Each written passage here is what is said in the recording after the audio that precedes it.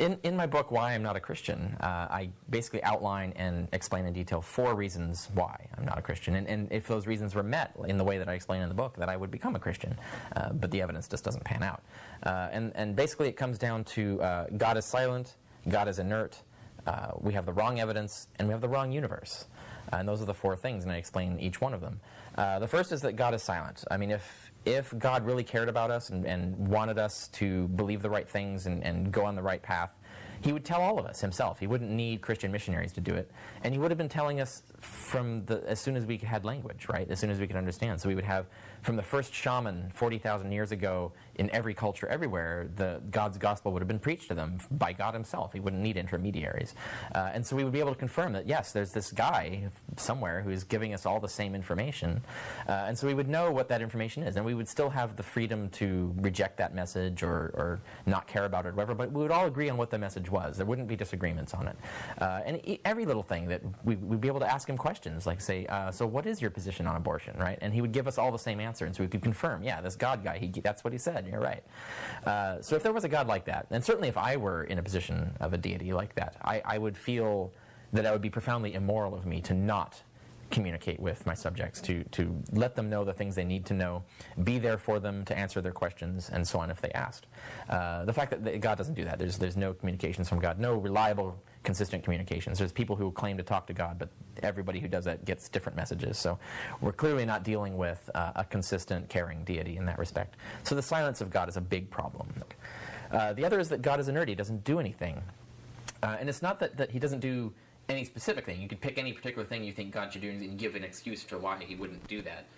But he doesn't do anything. The odds that he would do nothing whatsoever. I mean, if he did at least some things consistently, we could debate about whether he cared about us, or we could debate about how powerful he was or anything. But we would all agree that he existed and that he was interfering in the world in certain ways. We might even be able to talk about how he's helping us and things like that. What about all the miracles that everybody constantly tells me that they prayed for something and then it happened?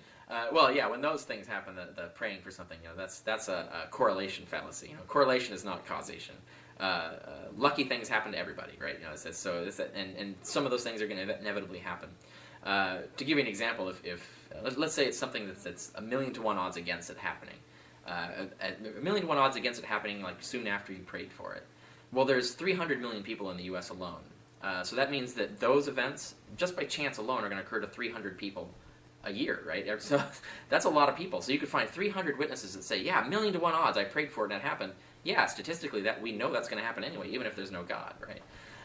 So when people understand stats and statistics and math, then those kinds of claims go away. And so you think if people are kind of ignoring the times when they pray and it doesn't happen? That's another issue. And then, of course, there's also claims that are ridiculous, and then when we go investigate them, they turn out to not pan out.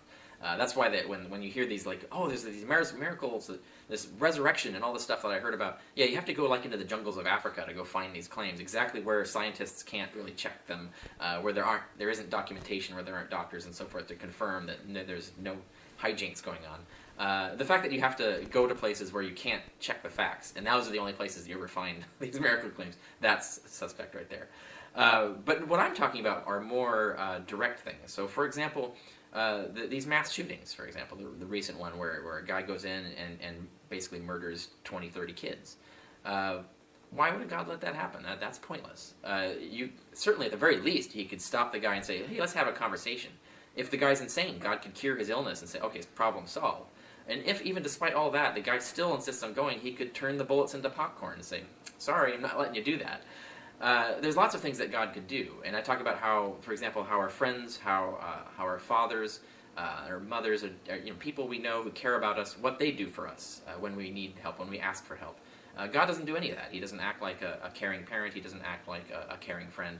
He doesn't engage with us in the world. He doesn't do anything to right injustices or any of the things that we would expect so you're saying that I notice in your book, too, you used an example of if you had the power to intervene to stop somebody being kidnapped or tortured or whatever and didn't do anything, how would people judge you?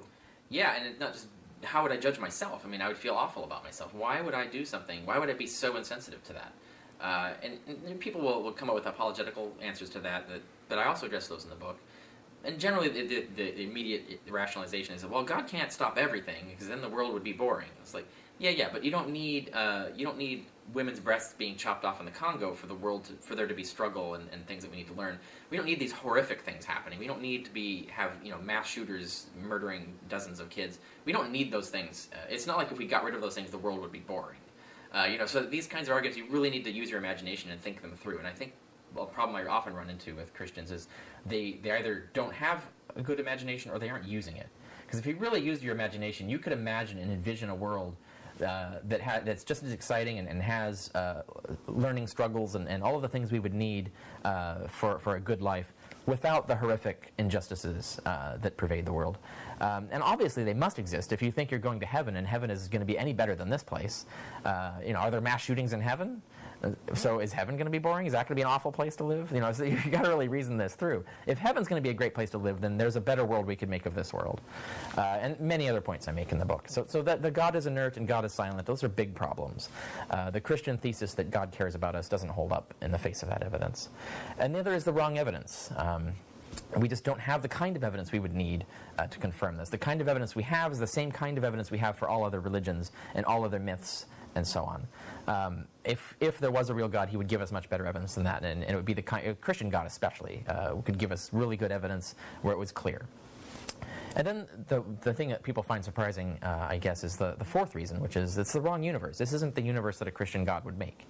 It's exactly the universe we would have if there was no God, which is people say, what? How is that possible? But if you think about it, just for example, I talk about many other examples in the book, but just as one of the examples, if there is no God, and let's just use our imaginations for a moment, if there is no God, but we did come to exist, that somehow, some non-God way, the universe came to exist and we came to exist, what universe would we see in that case? Now we know that we've evolved for billions of years from single-celled organisms. We can confirm that extensively scientifically. And the single-celled organisms, the earliest, simplest versions of them, had to have been a chemical accident. There had to be like the chemicals just randomly came together and just happened to produce a self-replicator. And we know that that's very improbable, right? So that kind of thing is not just going to happen every day. So the only way it could happen without a God doing it, without an intelligent engineer doing it, is if there were tons and tons of trials. It's like winning a lottery. Like if the winning lottery may be 1 in a million chance, that's really low. But if 1 million people play, the probability that someone's going to win the lottery is high. In fact, it's very high. And so what we would expect is we would have to see a vast universe, a universe that's really old with tons of planets and stars that has been experimenting with chemistry on vast scales for vast periods of time. That's the only universe that would randomly kick up life. That's the only kind of universe that would randomly kick up life. So the universe we would expect to see if there was no God is a universe that's vastly old, vastly large, and filled with vast quantities of stuff. And that's exactly the universe we see. There's billions of galaxies, billions of planets. The universe has been around for billions of years, and it's billions of light years across.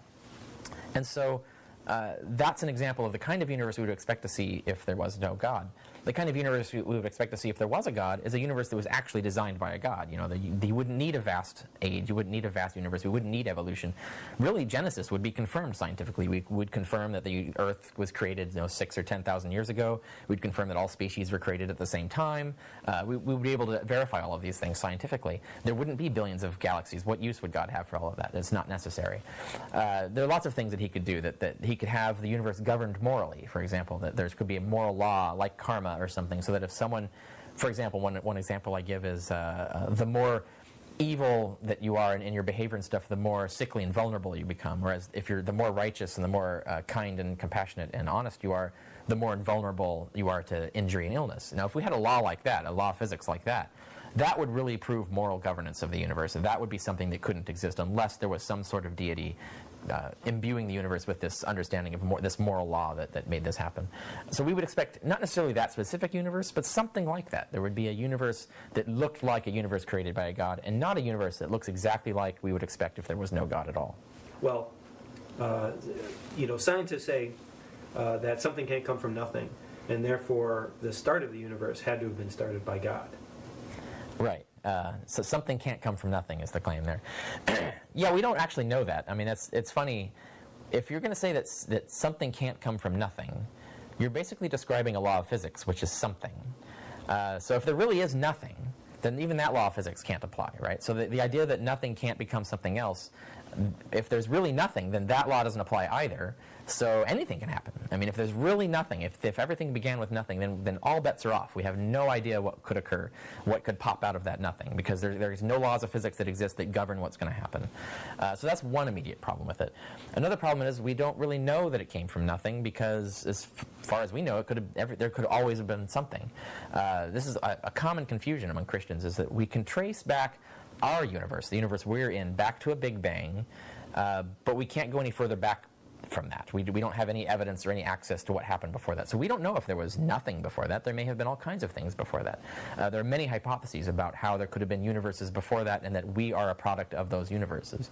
And it could be universes all the way down, as far as we know. And there are apologetical attempts to argue that you can't have a past infinite set, but you really can. I mean, it actually is possible that you could have an infinite string of stuff, and it's just gone through cycles, or different universes have sprouted out of different other universes and so on. I mean, it is entirely possible. We just don't know. And so you can't argue from what we don't know to a conclusion like, well, it must have been God. Well, we don't know that. If it was God, we would have better evidence of it. It also kind of seems that if that's the logic they're using to prove God, well, then they've just stepped back from the creation of the universe to then, well, who created God? Right. Yeah. And then, of course, they'll say that, well, God always existed. Well, that's what I'm talking about, the universe. If God can always exist, the universe can always exist. Or they'll say, well, God necessarily exists. Well, maybe there's something non-God-like that necessarily exists that did it instead. And other things you could point out is that a God is massively complex, as a really complex explanation for something, because if you think of all the random minds that you could grab out of all possible minds to get one that was infinitely powerful and infinitely wise and infinitely knowledgeable and all of that, that's like the least probable mind you're going to get.